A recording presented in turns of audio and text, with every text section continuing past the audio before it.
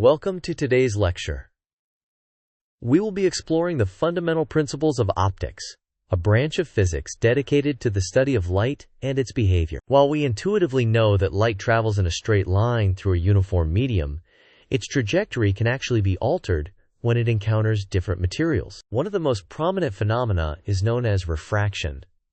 This occurs when a light wave transitions from one transparent medium into another, possessing a different density. For instance, as light penetrates the surface of water from the air, its velocity decreases, causing the light wave to bend. This optical illusion explains why a submerged object, like a pencil in a glass, appears distorted or shifted from its actual position. In addition to refraction, we must also consider the concept of reflection. Unlike refraction, where light passes through a substance, reflection entails light bouncing off a surface. This is much like a rubber ball rebounding off a wall. The comprehensive grasp of both refraction and reflection is indispensable for the engineering of sophisticated optical instruments. These instruments range from simple corrective lenses to complex astronomical telescopes.